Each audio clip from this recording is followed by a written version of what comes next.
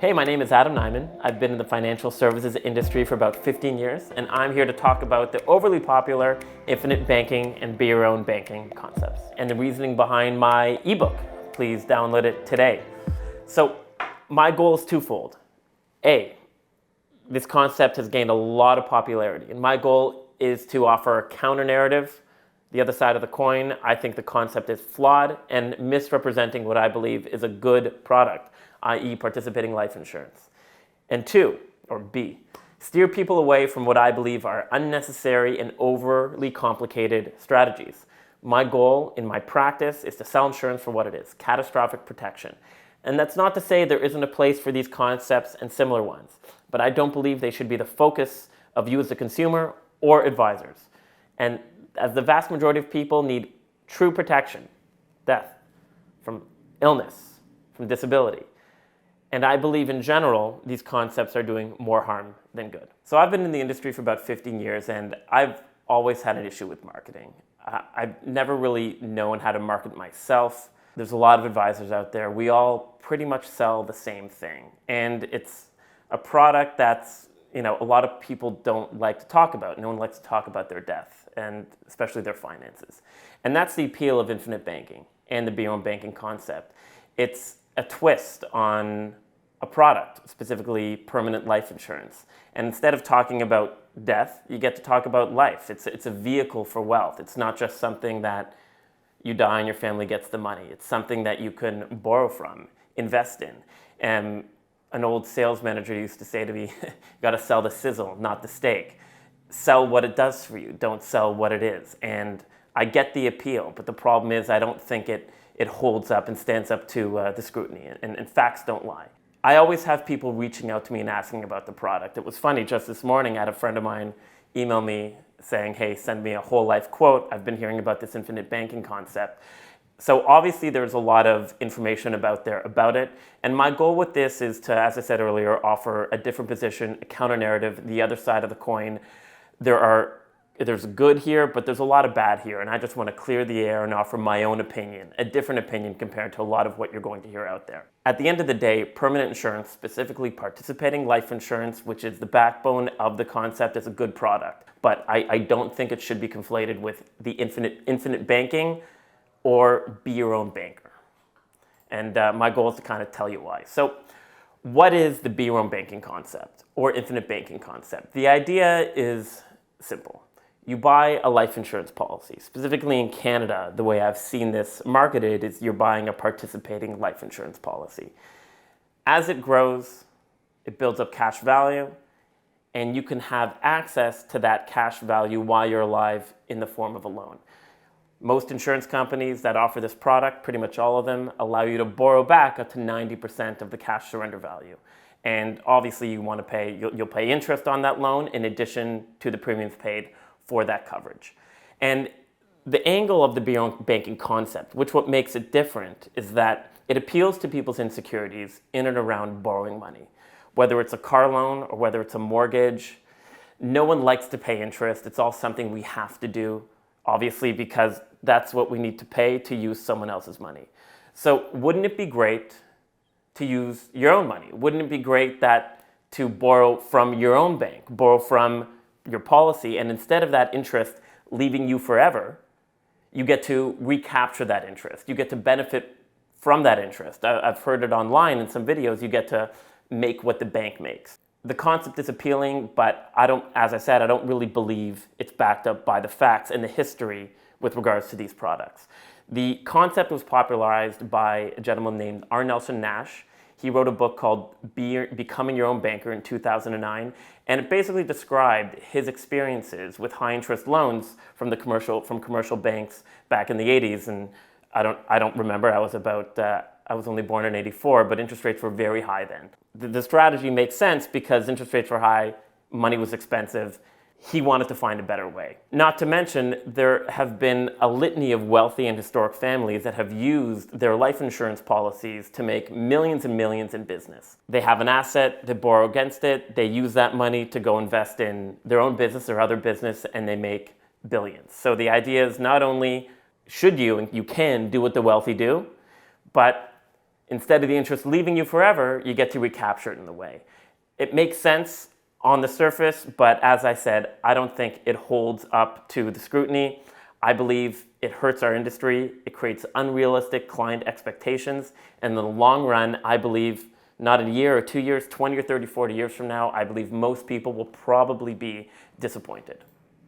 So at the core, what it is buying a life insurance policy. So let's break down the generalities here. There are two types of general products with regards to life insurance specifically: term insurance and permanent insurance. A lot of us have term insurance. It stays for 10, 20, 30, sometimes even 40 years. But generally speaking, unless you pass away during the term, the money is gone.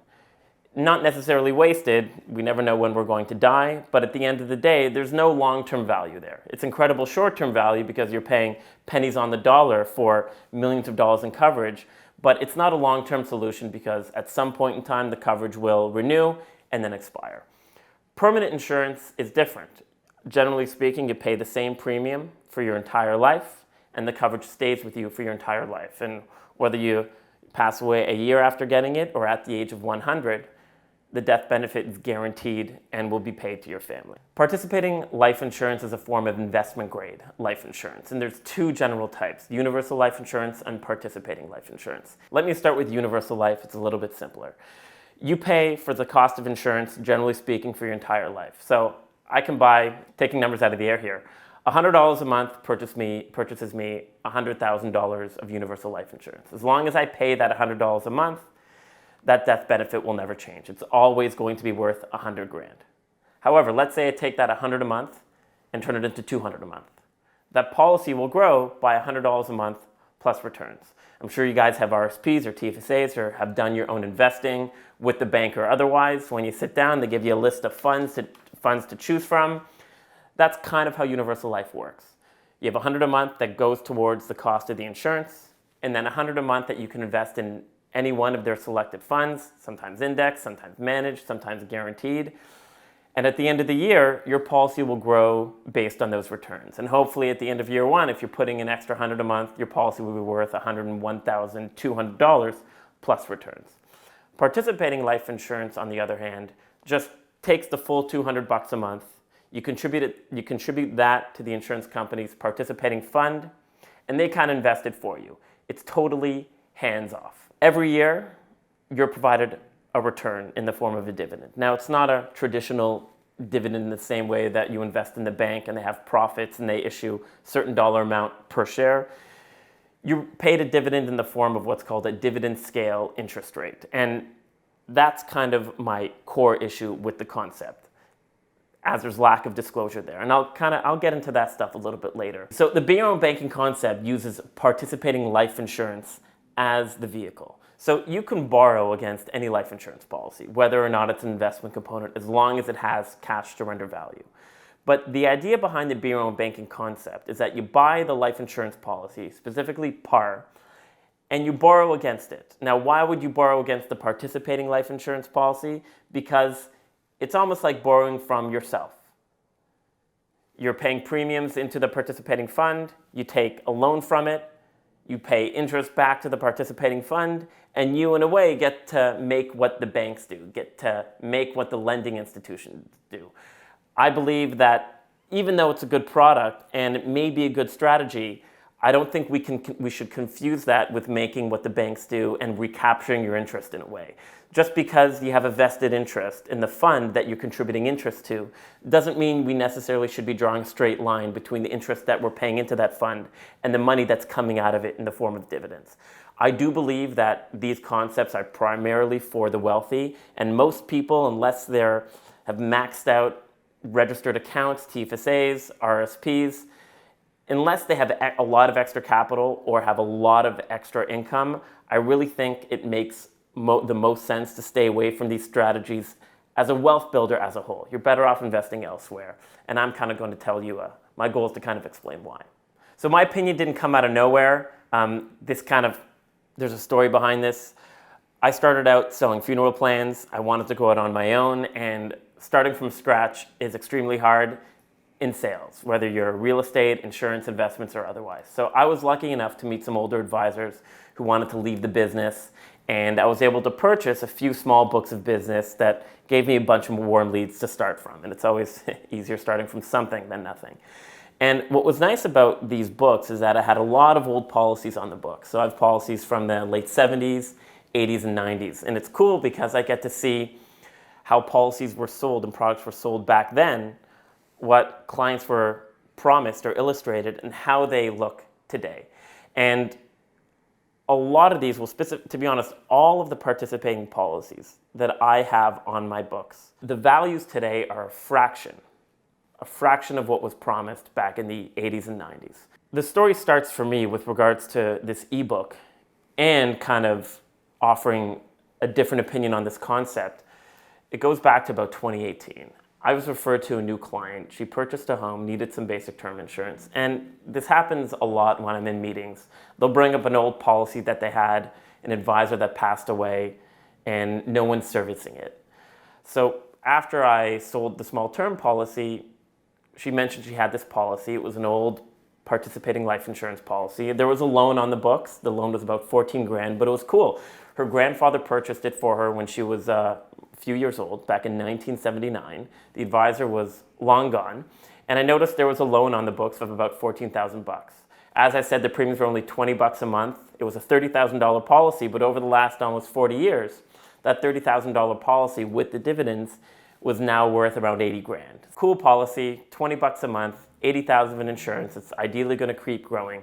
But she had a loan balance, and at the time interest rates were low. She was paying more interest to the insurance company than she would have if she simply had that money on her line of credit. So paid off the loan with her home equity line of credit, reduced her carried interest, closed the term deal, and I thought nothing of it. But now that I was a servicing advisor on her participating policy, I started to get copied on your annual statements. And what was interesting was that the first year that I received her annual statement, she did not receive a dividend. I was at the same company's industry event not 2 or 3 weeks earlier. And I remember what they would say because it stuck in my head. Verbatim, we've paid a dividend every year for the last 110 years.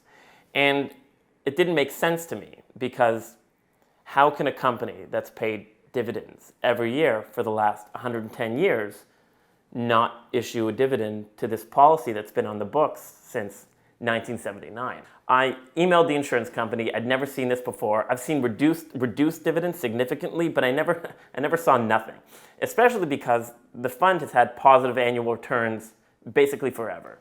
But here's the response I received. I'll throw this up on the screen here. The dividend scale, and therefore the dividends being declared in any year, is made up of many components, mortality, expenses, and investments being the largest. Policy owner dividends may be distributed, whenever there is an overall positive net difference between the expected and actual experiences with regards to these components.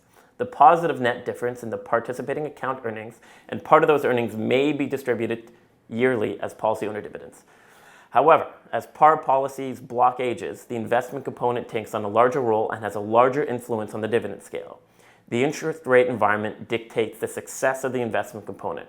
This policy is in a situation where the investment component is the largest influence, and therefore the extremely low interest rate environment has affected it to a large degree. The change in interest rates from when the policy was sold in 1979 to today is significant. As an example, if in 1979 the policy was priced and the expected dividends to be declared were based on an interest rate of 10%, and now we are earning only 2%, dividends will be impacted. Please note this is an example only and not meant to indicate the actual interest rates. All older policies, those issued prior to the mid-90s, are affected in this manner. Initially when I got this reply, it kind of didn't make sense to me because I view the participating fund, this participating account, as kind of a portfolio, whereas losses in one area may be offset by gains in another. So fine, interest rates are a fraction of what they were in 1979 and the early 80s. But stocks have gone through the roof. Real estate has gone through the roof. And these funds have a significant portion of the portfolio invested in both. But I also thought to myself, just because a company has issued a dividend every year since 110 years doesn't necessarily mean that everybody has received a dividend every year over the last 110 years here. So What's exactly going on? Here's a quick excerpt from this company's marketing material. This was kind of part of the previous screenshot, but I want to kind of hammer this home and go through this again. Par account dividends arise when the actual experience of the account are collectively more favorable than the assumptions used when the life insurance policy is priced. It creates earnings within the account available to be distributed to policy owners as dividends. In other words, when the experience in the account is more favorable than what is required to cover the guarantees, dividends may be distributed. The dividend scale interest rate is used in calculating the investment component of the dividend. In simplified terms, the investment component of the dividend is based on the difference or spread between the actual experience and the assumptions made when pricing the product. So at the end of the day, all that matters is the prediction. When you buy this product, the insurance company is predicting that their fund is going to return a certain amount of money. There's obviously a number of variables, but they're obviously making assumptions with regards to those variables. And assuming their assumptions are accurate, you'll receive the annual dividend and returns that are shown in your illustration. If things don't work out as predicted, it's possible you receive a reduced dividend. And you'll notice in these illustrations, sometimes they offer dividend scale -1 or dividend scale -2. But I rarely see 0 dividends. Once again, all that matters is the predictions. And as long as their predictions are accurate, you'll receive what's being illustrated. Let's say their predictions are slightly off. That's why you sometimes see DSIR dividend scale -1 or -2, because there's always a chance that they are not accurate in their predictions. But at the end of the day, what the fund returns is irrelevant. All that matters is what they're assuming for you and or the group of policies that you're involved in. When you request the specific assumptions for your policy, when you ask them what needs to happen with regards to the participating fund in order for me to receive the dividends illustrated, that's not disclosed. They're going to tell you that information is proprietary. And I don't think that makes sense. I don't think it's fair. So over the last few years, I've butt heads with these companies, a few of them that I have policies with and my clients have policies with, both over the last few years and going back to the 80s and 90s, and have pushed them to disclose these things. Now, they would say the future is hard to predict. Projections obviously are a crapshoot, but financial services, we do this all the time. If someone gives me a pool of money or is willing to invest money on a monthly basis, we make predictions. We believe your money is going to return X percentage per year, or we hope it's going to return X percentage per year, and this is what it's going to look like 20, 30, 40, or 50 years down the road. And at that point in time, based on how much money you have, we can look back and see how accurate your predictions are. But at least my predictions are based on something. If you buy a house, you say, I believe it's going to return 4% a year. Or this stock, I believe it's going to return 6% a year. And I can provide my reasoning as to why I believe it's going to provide those sorts of returns. And you can evaluate as a consumer the accuracy of those predictions and whether or not it's something that makes sense to you and decide whether or not you believe this is something that you want to put your money into. In the context of participating life insurance, this is simply impossible. It's impossible to evaluate the accuracy of the illustration and the accuracy of the claim simply because they don't tell you what the predictions are for your underlying product. Once again, my client, we still don't know when dividends will return, even though interest rates are going up, or what interest rates need to be in order for her to continue to start getting returns, or for what the par fund needs to return for her to start getting dividends. And this kind of goes against the whole infinite idea of the infinite banking concept. We shouldn't be selling something as growing for the rest of your life if there's really no way to know whether or not that's going to be the case. The core tenet of the pitch is creating, and I quote, a perpetual tailwind so you make what the banking institutions do. I don't believe these claims are accurate due to a significant lack of disclosure. There's no way to know if you're getting dividends for life, and as such, you should really question the concept. Disclosure, transparency. You would think in financial services it's of the utmost importance, and it really is. While doing my research, specifically into transparency and disclosure, I came across, and I'm going to put this up on the site too, back in 2005 here. So the website is OSFI, Ontario Superintendent of Financial Institutions. They issued a participating account management and disclosure to participating policyholders and adjustable policyholders. So these are regulations, and I'll read this here quickly. Life insurance companies have issued participating and adjustable policies for many years. Management of these policies is subject to discretion by the company with respect to the management of the business, the level of policyholder dividends for their participating policies, and post-issue changes for adjustable policies. As a result, par policies have historically been subject to a number of provisions in the Insurance Companies Act. In 2005, the ICA was amended to incorporate additional requirements for the management of par policies, and new requirements were added for adjustable policies. In 2010, the new policyholder disclosure regulations, which supported the ICA on the subject of par and adjustable policies, were enacted. So the guide outlines OSFI's expectations with regards to the implementations of the requirements found in the ICA and the regulations. So basically it says, this is what insurance companies need to do to be fair to the consumer. It's not that big of a document if you're someone who's researching whether or not the IBC or BYOB is something you want to purchase. I highly suggest you download the document and give it a read. It's 20 pages, and there's a few sections that jump out at me. Page 4. OSFI is committed to having companies enhance the level of disclosure to par policyholders to facilitate informed decision-making. They expect companies to develop and publish meaningful descriptions of the investment income and expense allocation methodologies required pursuant to these sections of the Act. And they do that. If you go to the insurance company's website, whoever you're deciding to put your business through, you can download the massive document of participating account investments and facts, and you'll see it all there. But as I said, what the fund's returning is irrelevant. All that matters is the assumptions that the insurance company is making for you and your policy. In page 8 and 9, they get a little bit more specific. The descriptions should be understandable by a person with a rudimentary understanding of life insurance concepts. The goal should be clear and straightforward communication.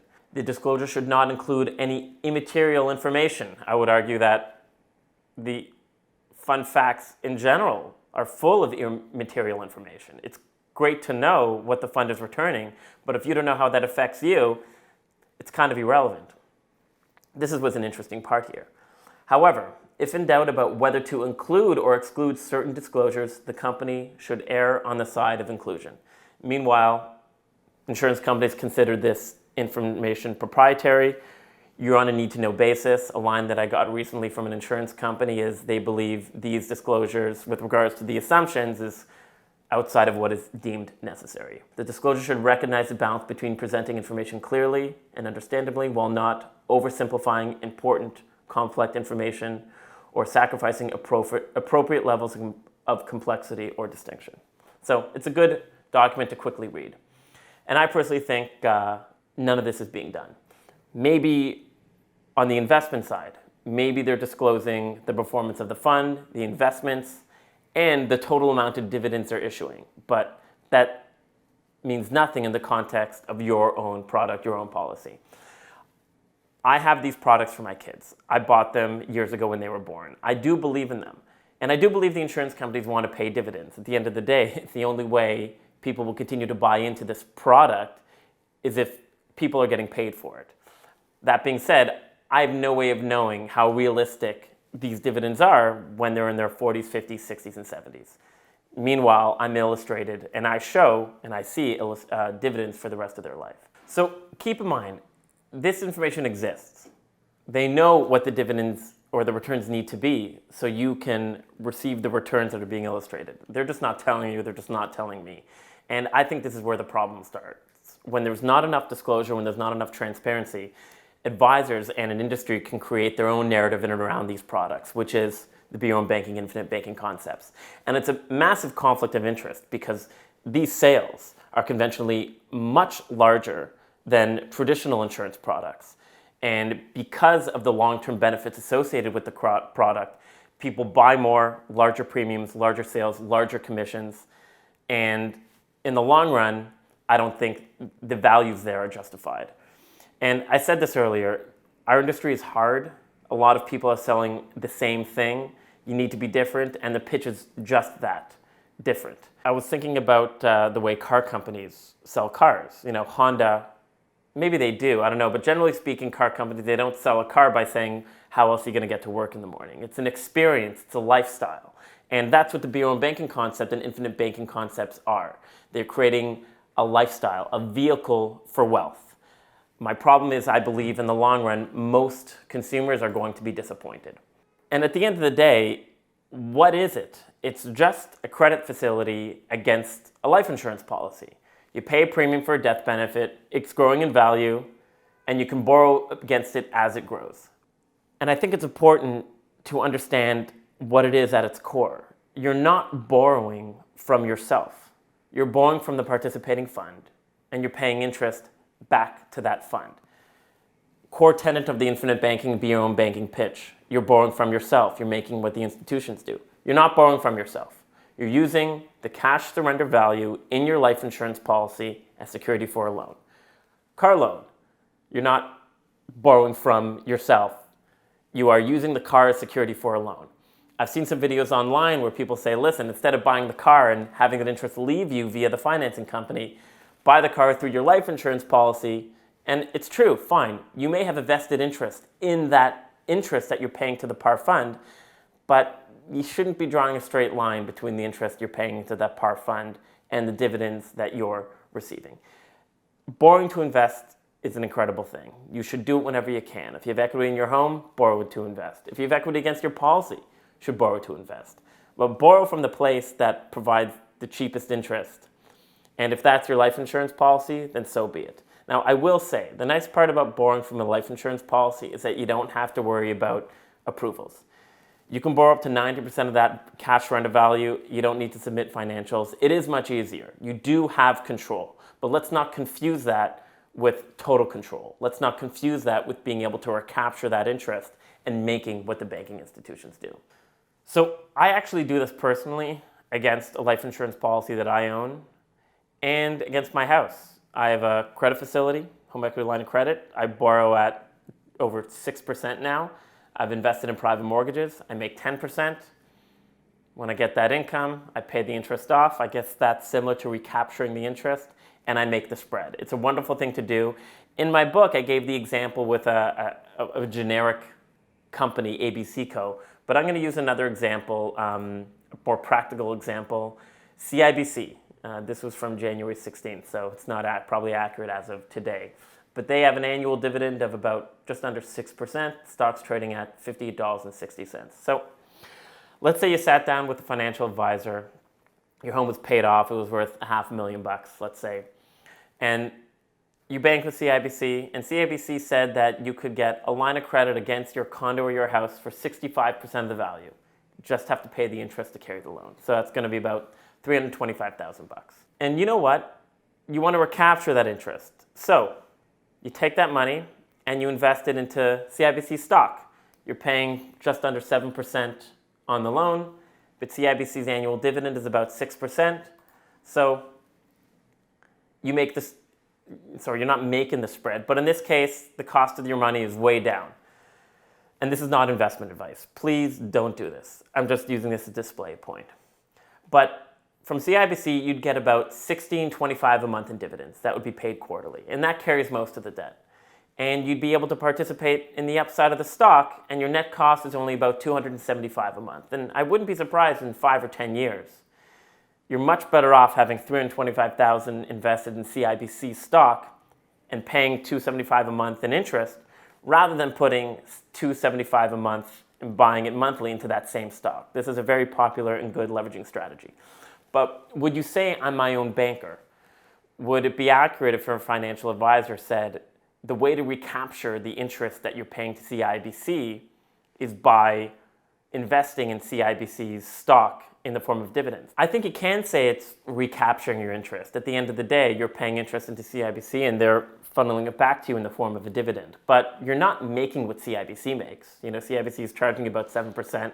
They're only issuing you a 6.5%, just under 6% dividend. So as I said, it may be a good strategy, but advisors aren't going around selling this as a strategy. Now, call me a cynic. I think it's probably because there's no big commission check attached to it, but an honest way of approaching a leveraged investment. Meanwhile, the infinite banking concept pitches as you're making what the banks do. In this case, you're just not. It may be a good strategy. It may be a good idea to borrow against a life insurance policy and invest it. But you shouldn't buy more than you need to. You shouldn't focus on this as an investment. And you shouldn't get a bigger policy because you believe you have some sort of vested interest in those dividends to the extent that you're making what the banks do. You're just not. The reason why I believe people and advisors confuse making what the banks do with the dividend is because of how the products are marketed both by advisors and the insurance company. Here's a little excerpt from another piece of marketing material from a different company. I was watching an infinite banking video the other day, and the gentleman, this was obviously when interest rates were much lower, but he was saying how when you borrow from your fund, you're borrowing at 3% and you're making 6%. And I assume he was saying 3% was the interest rate he was paying on the loan, and 6% was a dividend scale interest rate he's receiving. And because a dividend scale interest rate is presented as a percentage, people confuse it with a rate of return. Okay, so here's the screen. And this is why I believe we confuse dividend scale interest rate with a return. Consumer Price Index, 10-year government bond. So let's start. If you bought a 5-year GIC in 2020 and you put $100 in, you'd make $1.30. If you put it in 2021, you'd make $1. If you invested that same $100 in the S&P TSX, 2020, you'd make $5.60. Did in 2021, you'd make $25. However, are you getting 5.1% on your money? You're not. I don't know what you're getting 5.1% on. I don't know what that is. I don't know what that means. I do know what the rest mean, but I don't know what a 5.1 dividend scale interest rate is, because remember, there's a multitude of variables that factor into that rate of return, factor into your dividend. And the most important thing is the assumptions. Unless you know the assumptions underlying your specific policy, it's impossible to know how accurate your illustrations are. And this, I believe, is a kind of subtle misrepresentation, because all of these are actual returns. Meanwhile, the dividend scale interest rate is not a return on your money. If you had $100 in the par fund at a 5.1 DSIR, you're not making $5.10. And this is why I believe people look at it as like, oh, you borrow at 3, you make 5. You may be borrowing at 3, but you're not making 5. In fact, in your first few years, if you look at the dollar for dollar dividend, it's probably a pretty good return on the money. It actually, on paper, it looks good. But once again, my issue isn't with regards to right now or 2 years or 3 years from now. My issue is how it looks in 20, 30, or 40 years from now, when the advisor who sold you that policy is potentially long gone, and anyone involved with the sale is potentially long gone. How they allocate par policy owner dividends. Any amount distributed from the par account as dividends is divided amongst a group of policies with common attributes. A policy may not be credited a dividend if it's in a group of policies that may not contribute to the participating account earnings. I don't know, my client had this policy since 1979. I think it's fair to say she contributed to the par account earnings. I know what they're saying. The assumptions that they made, it's not profitable any longer because of how high interest rates are. But I personally don't believe that that's good enough. Future increases in interest rates, as well as other factors, may increase dividends, which may have a positive impact on future values. Infinite, does that make you feel like you're going to get dividends for life? Does it make you feel like things are infinite? So I have some basic illustrations in my book. Smaller policies, just because, to be honest, that's what I'm used to. I don't sell big investment grade policies. I try to, as I said, shy people away from it. And these premiums for $100,000 for a policy for myself were only about $1,700 a year. And I show the current dividend scenario as well as current -2. Now, that may seem small, current -2, but 5 to 3, that's a 40% decrease. In year 20, what was going to be $150K at the current dividend scale actually turns into $138K. So, sorry, 138, no, 130K. So that's a $20,000 difference over 20 years. Now, it doesn't seem like a lot, but multiply these out by a factor of 10. I had a new client reach out to me, and he's considering putting $200,000 a year into this type of policy. And I wouldn't be surprised that if you show reduced dividend scale interest rate, the values look drastically different. I was trying to explain to him this concept. Smart dude, likes science, likes space, and I was thinking about NASA's DART mission, double asteroid redirection test. So in September, NASA fired a satellite at an asteroid, and the idea was to study asteroid collisions with Earth, and the idea to present it in the future. And it actually was successful. So they hit this satellite. The satellite hit the asteroid Didymos B at high velocity, and the idea was to change its orbit, and it did. It resulted in a change of the asteroid's speed of about 1%, or 1.2 meters per second. That seems small, but that small change over millions and millions of miles can basically result in an asteroid that may have hit us from not hitting us altogether. And I think the same concept applies to participating in insurance policies. You may be pitched dividend scale interest rate less 0.5% or less 1%, and you may see, well, what's the difference? Just a few bucks every year. Yeah, but keep in mind, they're making predictions for you 50, 60 years down the road. And the small change now is going to compound itself. And it's true. Even though your investment is a compounding investment, if those assumptions are just off by a little bit, a policy that may have been worth $3 million, $4 million in current dividend scale interest rates may very well be worth a fraction of that. And that's my main issue. My daughter's 8 years old. I bought a policy for her when she was born. Her policy is supposed to be worth millions of bucks when she's 90. I doubt that's going to be the case, but at the end of the day, I got it for her because I do want something to leverage in the future, and I want her to have life insurance. It's expensive. And I do like the idea of a hands-off investment because I've made many great investment decisions, but I've made a lot of stupid decisions as well. So it's nice to have something that's kind of done for me. My biggest issue with all this is that I believe history is repeating itself. This isn't the first time that we've had advisors make claims about a product that haven't come to fruition. Before you buy into this concept, I highly suggest you research the vanishing premium litigation, which is kind of what I believe is the be your own banking, infinite banking concepts 1.0. So back in the early 70s and the 80s, it was the early days of the computer revolution, specifically in the financial services industry, and it allowed advisors to sell products in a much better way, and specifically illustrate what things would look like over the long run in these fancy packages. Specifically back then, higher interest rates, and because of that high interest rate environment, par was doing extremely well. Advisors started to sell products where the premiums would vanish. Now, we do have similar products today where you can pay premiums for 10 or 20 years, and after 10 or 20 years, you don't have to pay premiums anymore. But that's not dividend dependent. The insurance companies are front-end loading the premiums, and you pay off that policy over the first 10 or 20 years. Back in the 70s and 80s, the idea was that you just pay for it for a few years, and after a few years, the dividends would pay those premiums, the premiums would effectively vanish, and now you don't have to worry about paying premiums for the rest of your life. The earnings within that participating account are basically going to pay your premiums out of pocket. There's a great article by Richard Phillips. I'm going to share it on my site. He's a US-based lawyer. He presented this to the Mississippi Bar Association in 1996. And the pitch then was the same as the pitch today. Conservative investment approach, still conservative as far as I know.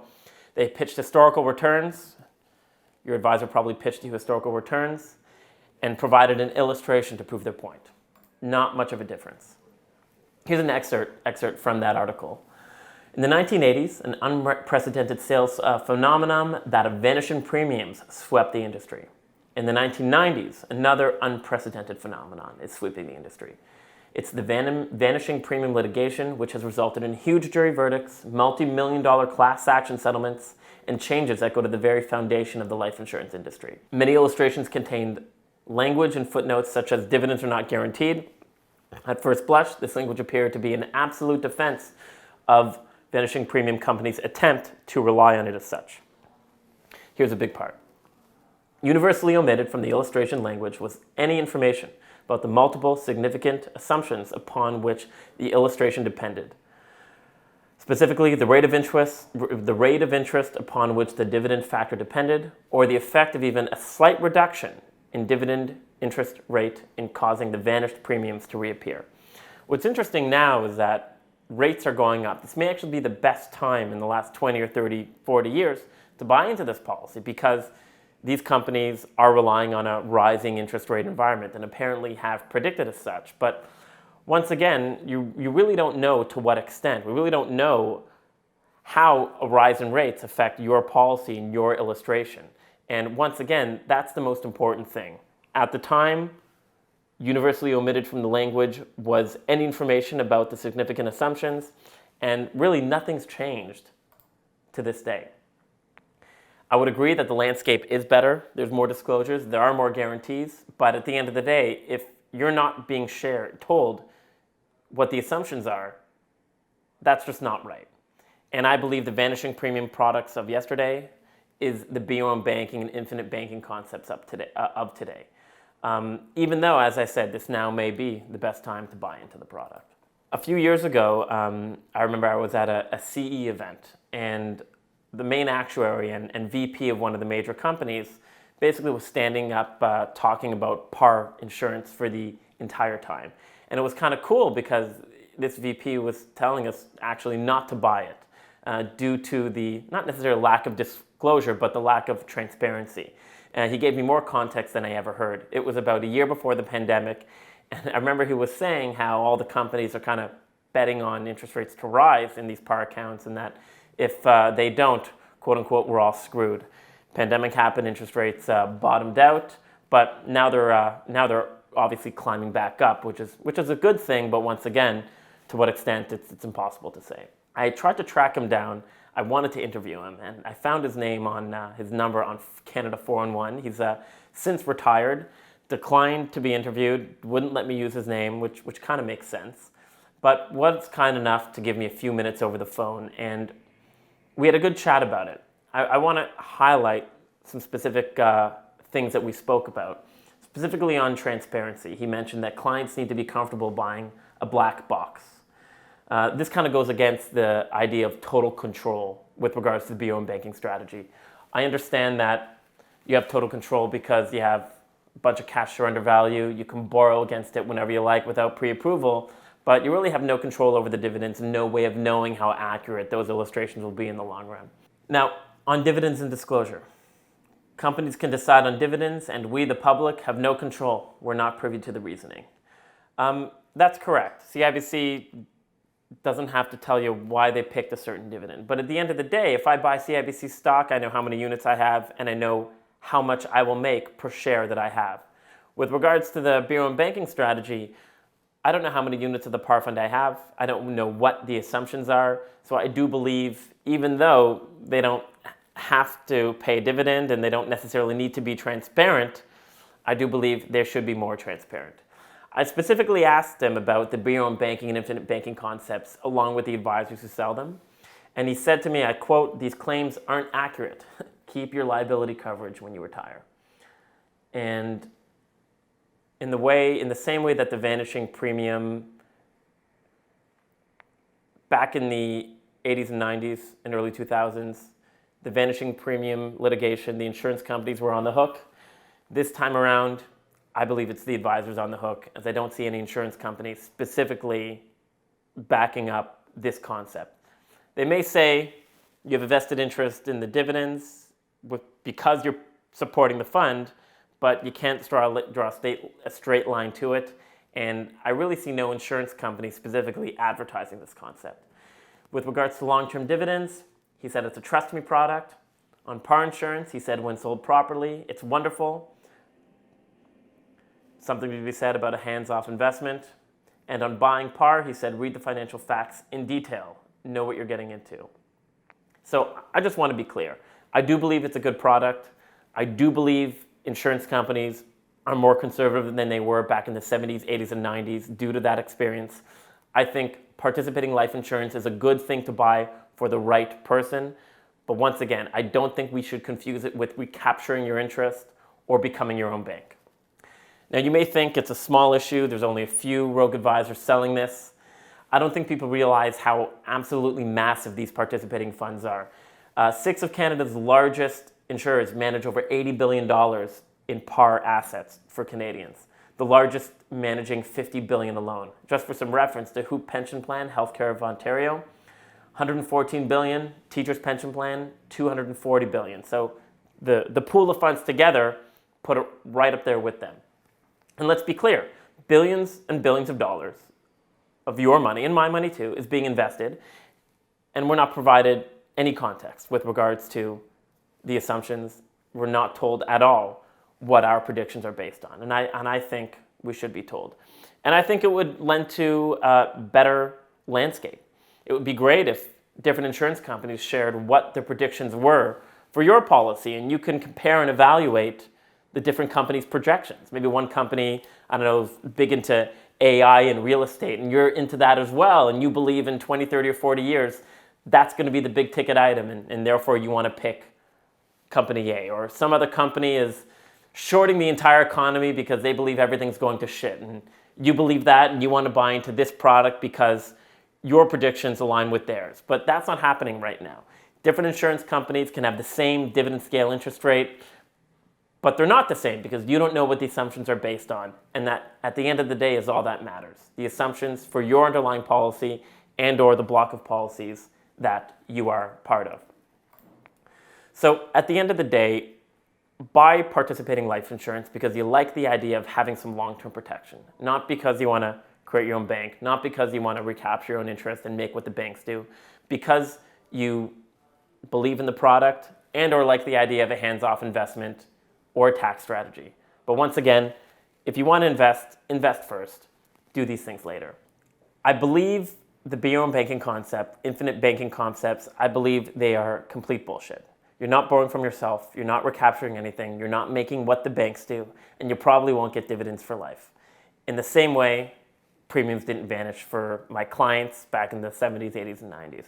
But it's a great story, and one that I tell to an extent. Buy par policy or UL, leverage it, borrow to invest, but let's not confuse that with being your own banker or infinite banking. I have spoken to a few advisors who sell the concept, and their idea is, well, it's hard to market, it's a good marketing strategy, but rarely do people buy it. And I get it, I'm just not a fan of that. I don't think we should be misrepresenting something, only to be honest, the second they're in our office. If you want financial freedom, if you want to do what the wealthy do, take a risk, buy some stocks, solve a problem. But keep in mind, participating life insurance, specifically this strategy, isn't a path to wealth. But once you get there, it's definitely a great place to park some money. If you've bought into it recently, purchased it recently, or are considering it, think about the other side of the coin. Think about the disclosures, think about the transparency, and think about whether or not you should be reinforcing this sort of action, which is the lack of understanding. At the end of the day, I think consumers deserve to know the truth, and I'm still trying to find that out myself. I'll say it again, you're not your own banker, and there's nothing infinite about it. Thanks for watching the video. If you have any questions, feel free to reach out to me via phone or email, and of course, download a copy of the book and let me know what you think.